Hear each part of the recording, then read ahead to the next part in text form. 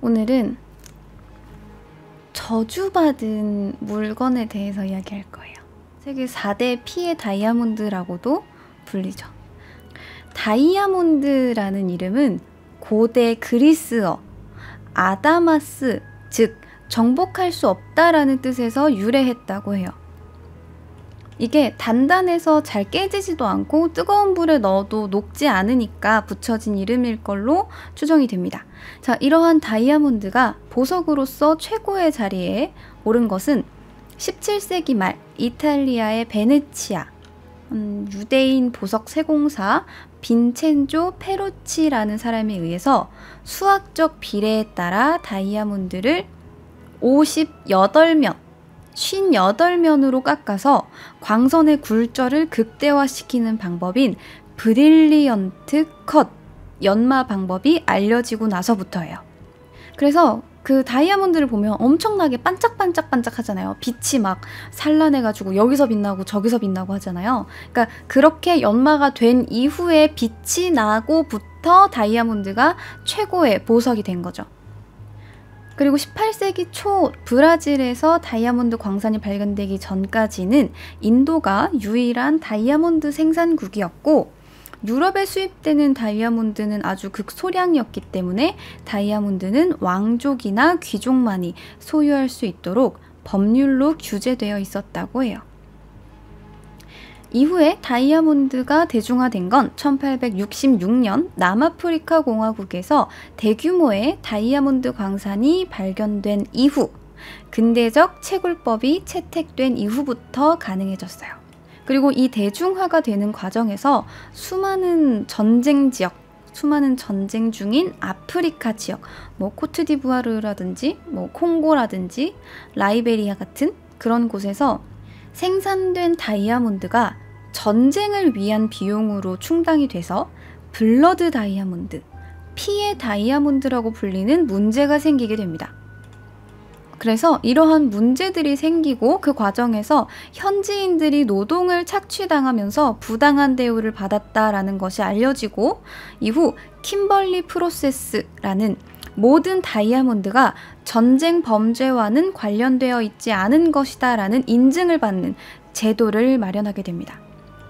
자, 이처럼 다이아몬드는 아주 소량이고 변하지 않는다는 가치를 지닌 아름다운 보석으로 인식이 되어서 1477년 신성 로마 제국의 황제 막시밀리언 1세가 부르군트의 마리아라는 공주에게 청혼을 할 때 다이아몬드 반지를 선물을 하면서 그때부터 우리는 약혼과 결혼의 상징으로 다이아몬드 반지를 선물하게 된 거죠. 자, 이렇게 수많은 다이아몬드에 대한 이야기가 있는데 그 중에서도 상당히 특이한 이력을 가진 아름다운 다이아몬드들이 저주받은 다이아몬드로 불리게 됐어요. 그래서 오늘은 그 다이아몬드들에 대해서 알아볼 거예요. 일단 첫 번째는 아주 큰 다이아몬드입니다. 자, 이 다이아몬드는 리전트 다이아몬드라는 겁니다. 리전트 다이아몬드는 1698년 발견이 됐어요. 인도의 크리스티나 강변 근처 파티알이라는 광산에서 발견이 됐다고 하는데 광산에서 열심히 일을 하던 이 노예가 다이아몬드를 딱 하고 발견한 거예요. 이만한 다이아몬드를 발견을 해서 당시에는 이게 채취 당시에 이 다이아몬드가 410캐럿이었대요. 이걸 딱 보고 탐욕에 눈이 먼 거죠. 이 원석을 가지고 도망치기로 결심합니다. 자기 발목에다가 상처를 내서 붕대를 감아요. 그리고 그 사이에다가 다이아몬드를 감춥니다. 그렇게 광산을 빠져나왔어요. 그런데 도망을 쳐야 되잖아요. 여기서 팔아봐야 거기서 거기고 다 내 신분을 알 텐데 안 되잖아요. 그래서 배를 타고 도망치기로 합니다. 하지만 노예를 태워주는 배는 없었고 급해진 노예는 영국의 한 선장에게 이 다이아몬드를 보여줘요. 내가 이 다이아몬드를 가지고 도망을 칠 건데 나를 배에 태워주고 이후에 내가 도착을 해서 내 신분을 평민으로 바꿔준다면, 나를 자유롭게 해준다면 내가 이 보석 가격의 절반을 주겠다라고 이야기를 합니다. 그리고 선장은 오케이! 하고 이걸 받아들여요. 그래서 배에 태워줍니다. 하지만 이 배가 곧 폭풍을 만나요. 배가 막 흔들리는 와중에 선장이 이 노예를 바다에 던져버립니다. 그리고 자기가 원석을 차지하게 되죠. 이후 선장은 한 상인에게 5,000달러를 받고 다이아몬드를 팔았고 그 돈으로 아주 방탕하게 생활을 하다가 전 재산을 탕진하고 이 노예의 환영에 시달리다가 자살했다고 합니다. 이후 이 원석을 구입했던 보석상은 1701년 마드라스라는 곳에 토마스 피트라는 총독에게 10만 달러를 주고 이 보석을 팔아요. 그리고 이 토마스 피트라는 사람이 자기 아들인 로버트에게 이 다이아몬드를 유럽으로 가지고 가서 커팅을 해와라 라고 시킵니다. 그렇게 2년이라는 시간과 25,000달러를 들여서 이 410캐럿짜리의 다이아몬드를 140캐럿짜리 브릴리언트 컷으로 연마를 했어요. 그 과정에서 떨어져 나온 작은 다이아몬드들도 당연히 세공을 다 했어요. 그렇게 당시 유럽에서 가장 크고 가장 아름다운 형태의 다이아몬드가 탄생합니다. 그래서 이 다이아몬드의 이름은 그 총독의 이름을 따서 피트 다이아몬드라고 불렸어요. 근데 다들 이러한 보석이 탄생하니까 갖고 싶잖아요. 근데 너무 비싼 거예요. 아무나 이걸 막 사려고 마음을 못 먹고 있다가 1717년 5살의 왕위에 오른 루이 15세를 대신해서 섭정을 하고 있던 오를레앙 공작, 즉 필립 2세가 이것을 삽니다. 루이 15세에게 선물하기 위해서 당시로는 최고가인 약 50만 달러를 주고 이 보석을 사와서 그때부터 이 보석은 프랑스 왕실의 소유가 됩니다. 그리고 이때부터 피트 다이아몬드가 아닌 프랑스 섭정 오를레앙에게 팔렸기 때문에 섭정이라는 뜻의 리전트 다이아몬드로 불리게 됩니다. 섭정의 다이아몬드라는 뜻인 거죠. 그렇게 리전트 다이아몬드가 돼서 1722년 루이 15세의 대관식 왕관 밴드 바로 위 정면에 떡하니 박힙니다. 얼마나 위험이 있었겠어요. 이후 루이 15세의 왕비가 이 리전트 다이아몬드를 이용해서 머리 장식품으로 사용하기도 하고 루이 16세가 왕관 장식용으로 이걸 쓰기도 하며 마리 앙투아네트 역시 이 리전트 다이아몬드로 만든 검은 벨벳 모자를 착용했었다고 합니다. 자, 이렇게 프랑스 왕실의 소유로 다들 잘 돌려 쓰고 있다가 프랑스 혁명이 발발해서 다들 불행한 최후를 맞이하게 되죠. 그리고 1792년 프랑스 왕실 제보 도난 사건이 있었어요. 그때 프랑스 왕실의 거의 모든 보석이 다 도난당한 사건이에요. 그래서 이때 이 리전트 다이아몬드 역시 사라졌다가 다시 발견이 됩니다. 그리고 프랑스 혁명 이후로 정권을 잡은 이 정부가 전쟁에 필요한 자금을 충당하기 위해서 베를린의 한 은행가에게 담보를 주고 400만 프랑을 빌렸고 1년 뒤에 다시 이 빚을 청산하고 찾아왔으나 또다시 네덜란드 은행가에게 담보 잡히게 됩니다. 이후 1800년 나폴레옹이 담보금을 다시 지급을 하고 이 리전트 다이아몬드를 찾아왔고 그때 나폴레옹의 칼자루에 이 리전트 다이아몬드가 장식됩니다. 자, 이렇게 나폴레옹의 칼자루에 장식이 되었는데 다들 이 나폴레옹의 결말은 아실 거예요.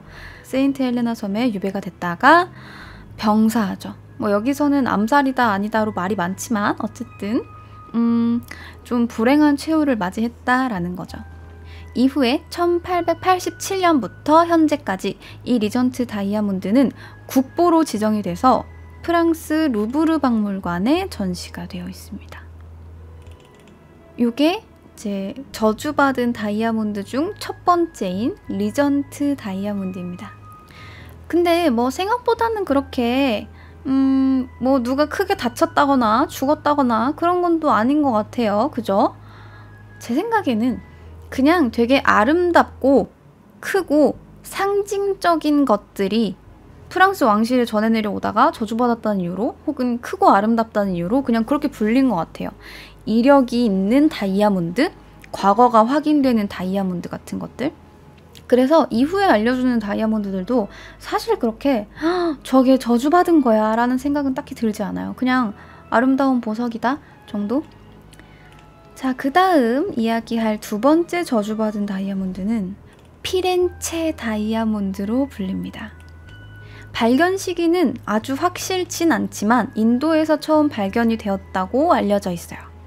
약간의 옅은 초록빛을 띠는 되게 맑은 노란색이고 방패형 모양으로 137캐럿 정도 된다고 합니다.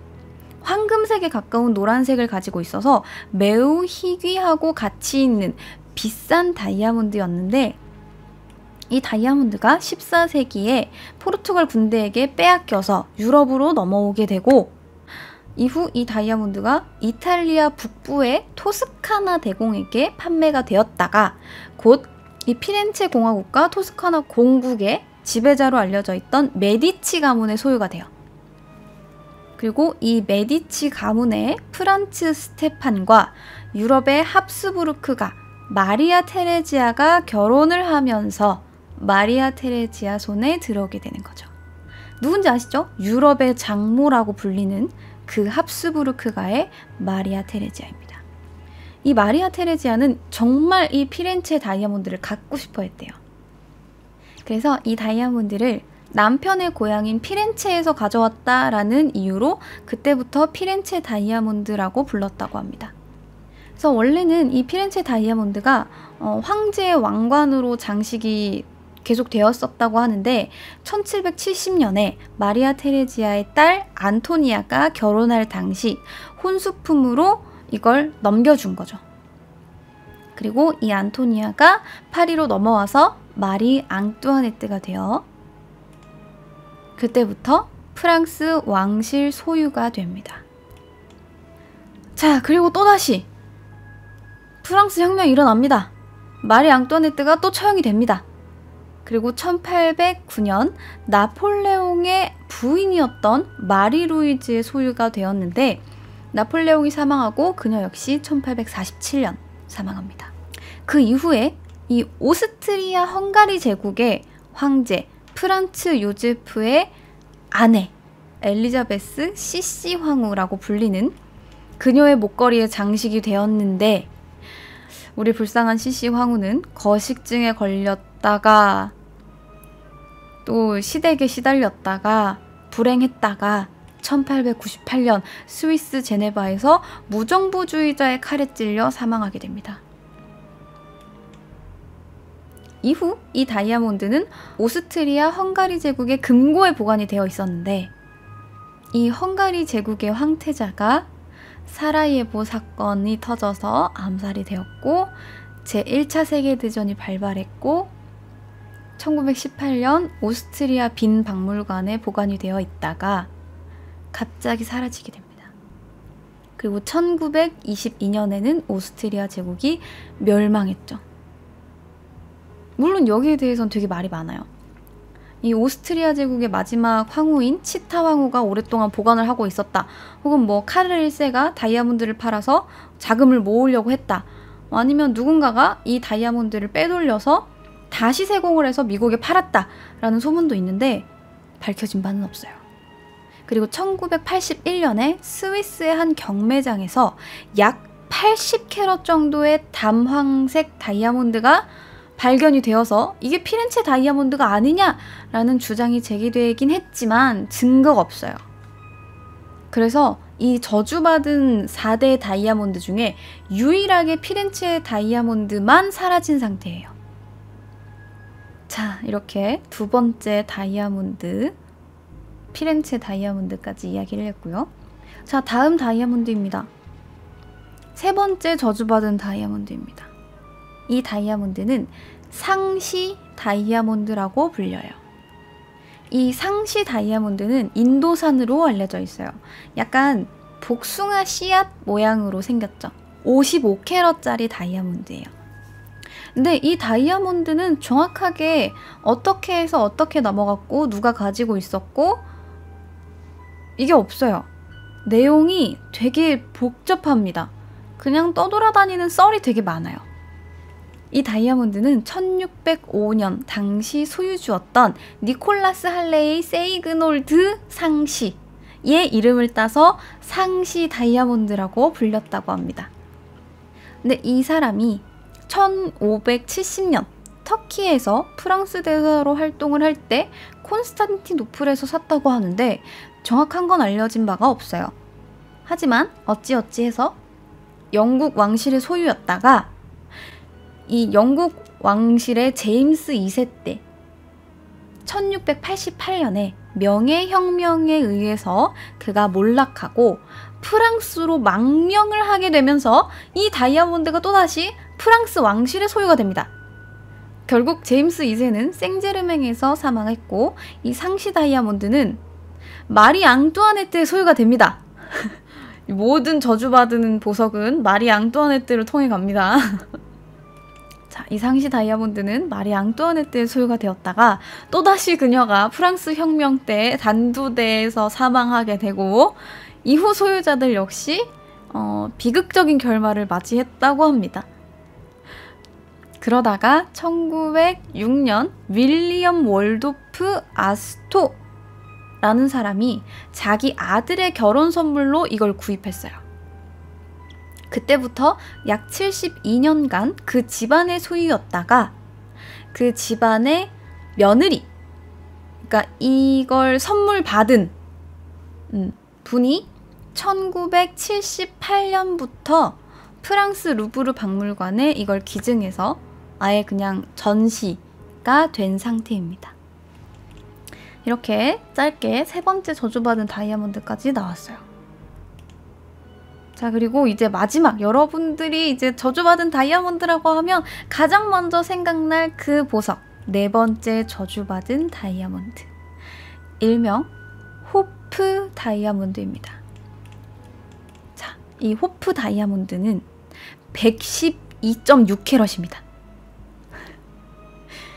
112.6캐럿의 펜시 블루 다이아몬드예요. 펜시 컬러라는 건 일반적인 무색의 다이아몬드, 뭐 혹은 갈색이나 황색, 약간 좀 누르스름한 혹은 회색의 색깔을 가지고 있는 다이아몬드를 제외하고 다이아몬드 그 자체로 아주 뚜렷한 색깔을 가지고 있는 다이아몬드를 펜시 컬러 다이아몬드라고 부릅니다. 이 다이아몬드도 아주 뚜렷하게 푸른색을 나타내고 있죠. 그래서 이것도 펜시 블루 컬러 다이아몬드입니다. 이 호프 다이아몬드 역시 인도에서 처음 발견됐다고 알려져 있어요. 농부가 이 다이아몬드를 한 힌두교가 숭배하는 여신상의 눈이나 혹은 이마 같은 곳에 장식되어 있던 걸 떼왔다는 설이 있어요. 그래서 이 보석을 뗀 이후에 신의 저주로 인해서 이 보석을 갖게 된 사람들이 불운과 죽음을 맞이한다라는 이야기가 전해 내려옵니다. 여신의 보석을 훔친 거니까요. 그래서 신의 저주를 받았다라는 이야기가 전해 내려옵니다. 자, 그래서 농부가 가지고 있던 이 보석은 프랑스의 보석상인 장 바티스트 타베르니에라는 사람이 구입을 해서 프랑스로 가지고 오게 됩니다. 그리고 이 112캐럿짜리 블루 다이아몬드를 태양왕 루이 14세에게 팔았죠. 자, 그럼 이 보석을 가지고 있었던 이 남자는 괜찮을까요? 보석을 판 뒤에 이 장 바티스트는 돈을 다 탕진하고 여행지에서 들깨에게 물려 죽었다고 합니다. 이후 보석을 구입한 루이 14세는 이것을 삼각형의 배 모양으로 세공해서 67캐럿짜리 다이아몬드로 만들었어요. 그리고 그때부터 프랑스 왕실의 소유가 된 거죠. 삼각형인데 배 모양이 뭐예요? 이게 다이아몬드 커팅 방법이에요. 이렇게 여러분들이 물방울 다이아몬드라고 알고 있는 모양 있죠? 이게 그쪽에서는 서양 배 모양이라고 불러요. 그래서 페어 다이아몬드입니다. 페어 커팅이에요. 그래서 삼각형으로 배 모양으로 깎았다고 하는 거죠. 자, 이렇게 삼각형의 배 모양으로 커팅을 했고 그때부터 이 보석은 프렌치 블루 다이아몬드로 알려집니다. 왕실, 프랑스 왕실의 소유니까요. 루이 14세는 이 보석을 매우 아껴서 몸에 딱 한 번 지녀봤다고 해요. 그래서 그런지 크게 그렇게 불행한 마지막을 맞이하진 않았던 것 같아요.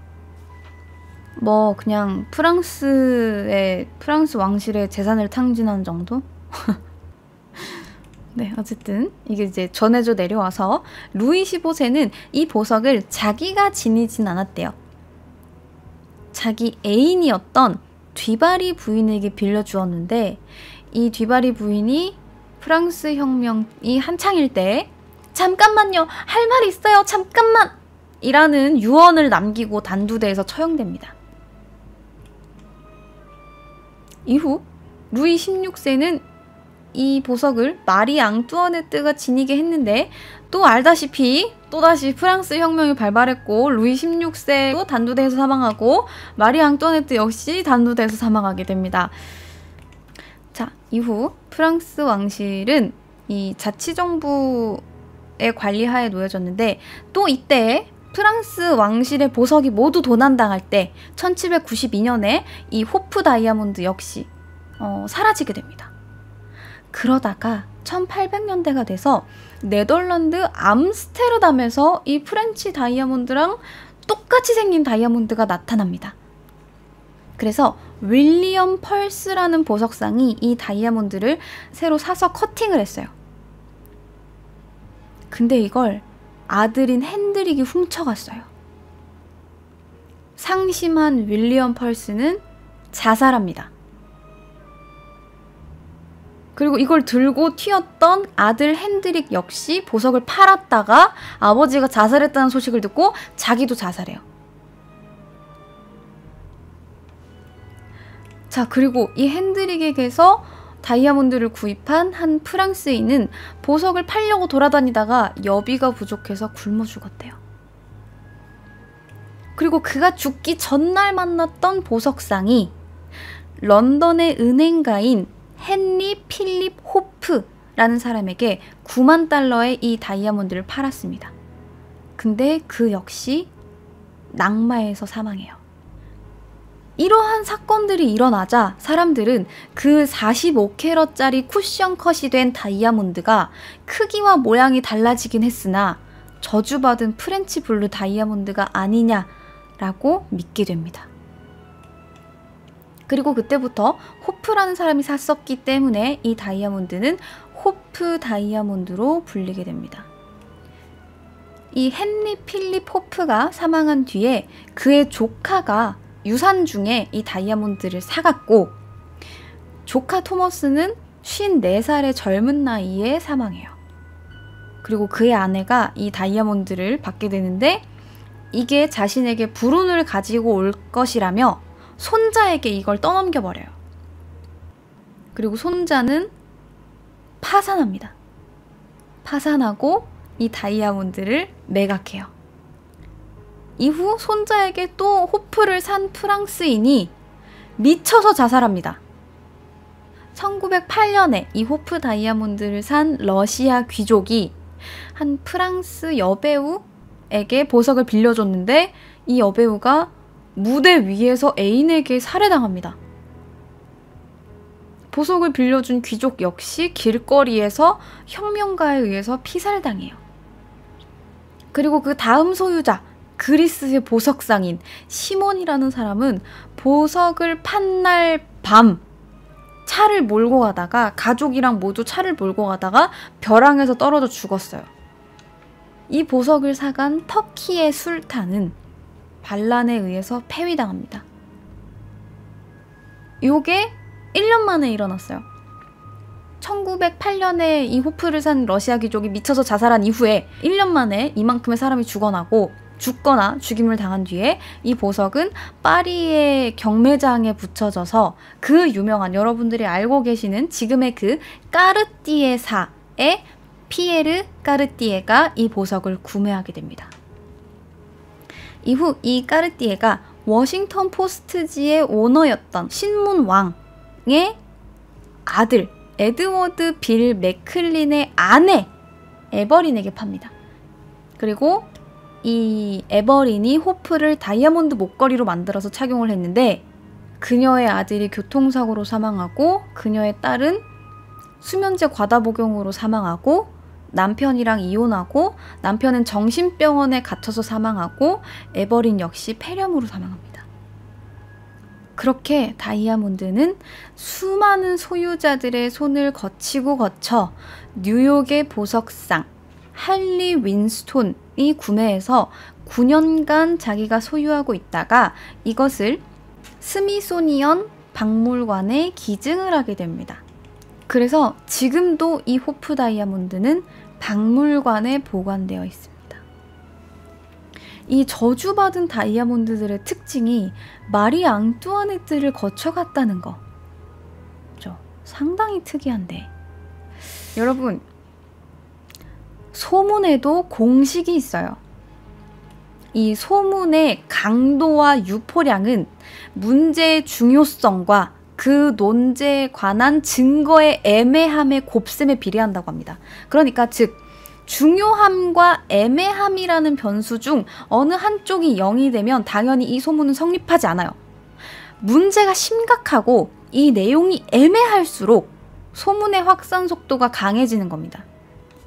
그리고 이러한 보석에 대한 소문 역시 흔치 않은 크기의 블루 다이아몬드가 프랑스 왕가의 소유가 되면서 중요도와 관심도가 올라갔고 이후 다이아몬드를 갖게 된 일반인들의 최후가 애매하게 구전이 되면서 확산 속도가 점점 빨라진 거죠. 그리고 더 눈덩이처럼 불어났겠죠. 그리고 이렇게 소문이 퍼지고 퍼져서 사람들이 수면자 효과라고 하죠. 정확한 내용과 출처보다는 내가 이 내용을 어디서 들었는데 들었던 것 같은데 맞아 예전에 들었어 그거 사실이야 맞아 라고 생각을 하게 되면서 이게 더 자극적이고 부정적인 메시지를 신뢰하게 되면서 호프 다이아몬드 같은 저주의 다이아몬드가 만들어지는 겁니다. 상시 다이아몬드 같은 거 분명히 저주받은 다이아몬드라고 했는데 죽은 사람도 그렇게 많지 않고 출처도 뚜렷하고 지금 어디 있는지도 알고 중요도가 호프 다이아몬드만 하지 않은 거죠. 혹은 피렌체 다이아몬드라든지 상시 다이아몬드는 보면 자 보시면 아시겠지만 이 4대 다이아몬드 중에 상시 다이아몬드가 가장 작고 볼품없어요. 그렇게 중요도가 높지 않은 거예요. 자 그렇다면 왜 이게 카더라인지 이게 왜 가짜인지를 알아봅시다. 이 호프 다이아몬드는 소문이 워낙 많아요. 많다 보니까 그게 점점 부풀려진 거겠죠. 이 호프 다이아몬드의 원석은 인도의 전설적인 채굴지인 고르콘다에서 캐냈다고 합니다. 신상에 박혀 있었다라고 하는데 여신상에 박혀 있었다고 하는데 증명할 기록이 없어요. 그러니까 애초에 저주의 근거가 되는 여신의 저주라는 게 밝혀지지 않은 거죠. 그리고 이 호프 다이아몬드는 처음 가지고 있었던 소유자 그 장 바티스트 타베르니에라는 사람의 이름을 따서 타베르니에 블루라고 불리고 있었어요. 이 사람이 아까 뭐라고 했죠? 재산을 탕진하고 들기한테 물려 죽었다고 했나요? 아니에요. 84살까지 장수하다가 러시아에 묻혀 있습니다. 헛소문이에요. 믿었어? 그리고 이 타베르니에 블루는 루이 16세가 1673년에 커팅을 합니다. 그래서 점점 더 이렇게 뭔가 빛나는 다이아몬드가 되긴 했지만 좀 작아졌죠. 그래서 69캐럿이 됩니다. 그래서 이름도 변해서 블루 다이아몬드 오브 크라운이 돼요. 그리고 항상 이 저주받은 다이아몬드에서 거론되는 이름인 마리 앙뚜아네트. 마리 앙뚜아네트는 이 호프 다이아몬드를 좋아하지 않았대요. 그러니까 몸에 지니고 있지 않았던 거죠. 마리 앙뚜아네트가 이걸 몸에 지니고 있었다라는 기록이 없어요. 하지만 뭐 어쨌든 프랑스 왕실의 비극적인 결말을 보면 왕실 보석이니까 비극적인 결말이 아닐까요? 라고 생각할 수 있죠. 근데 그 보석상, 아빠랑 아들이랑 같이 자살했다는 그 보석상, 이 부자의 자살 기록도 남아있지 않아요. 그리고 어떤 사람이 굶어 죽었다, 뭐 팔기 전날 굶어 죽었다 라고 했는데 죽은 때는 보석을 매각하고 난 이후라고 전해져요. 그러니까 보석을 팔고 나서 그 돈을 받고 굶어 죽었다고요? 확실해요? 자, 그리고 암스테르담에서 윌리엄 펄스의 손에 블루 다이아몬드는 또다시 커팅이 돼서 조금 더 작아졌어요. 그래서 이게 블루 다이아몬드 오브 크라운과 똑같은 보석인지 의문을 갖고 있는 사람들이 있어요. 그 다음 쭉쭉 가봅시다. 또 필립이 뭐 조카 토머스가 또 샀고 그의 미방인을 거쳐서 호프 다이아몬드라고 불렸는데 이 헨리경이 파산을 하기는 했지만 이 사람이 원래 이 보석을 갖기 전부터 도박광이었대요. 도박을 너무 좋아했던 거지. 근데 이미 도박을 좋아하는 사람 손에 다이아몬드가 들어갔는데 이 사람이 다이아몬드를 가졌기 때문에 파산했다라고 볼 수 있나요? 그건 또 아니죠. 그리고 또 어디 뭐 무슨 터키의 술탄 어디 누가 가져갔다가 또 불행한 결말을 맞이했다라고 하는데 압둘 하미트 3세라고 해요. 근데 그 역시 사건이 확실하게 일어났다는 기록이 없어요. 이러한 사건이 일어나서 폐위가 되었다라는 기록이 없어요. 자, 근데 그러면 아니 지금 우리가 들은 얘기 그러면 다 뻥인 거잖아요. 아니 누가 이런 거짓말을 해요? 이러한 불길한 전설은 그 보석상 까르띠에가 만들어냈다라는 이야기가 있어요. 그의 고객이었던 신문왕의 며느리인 에버린이라는 부인이 불행을 초래하는 물건이 내게는 반대로 행운을 가져다 준다 라는 말을 했고 이 말을 들은 까르띠에가 아유 그래? 이 보석의 이력을 보자면 어디 보자 프랑스 왕실의 보석이었구만 걸려들었어 마리 앙뚜아네트를 끼워 넣고 그 다음에 가진 분들 어디 이름을 봅시다 하면서 과거를 날조해낸 거죠. 이야기를 만들어내야지 이 보석의 가치가 좀 더 올라가고 그 사려는 사람이 불행을 가져다 준다는 보석이 자기한테는 행운을 갖다 준다잖아요. 그러면 더 많은 불행 에피소드가 있을수록 더 좋아하지 않겠어요? 그래서 실제로 이 보석을 산 에버린 부인이 불행한 결말을 맞이하긴 했어요. 반대로 행운을 가져다 주지 않았고 정말 불행한 결말을 맞이하긴 했지만 결국 마지막까지 그 보석을 가지고 9년 동안 소유하고 있었던 사람은 또 멀쩡한걸요. 그래서 지금은 이런 호프 다이아몬드의 과거는 날조해낸 거다라는 이야기가 좀 더 정설로 받아들여지고 있습니다.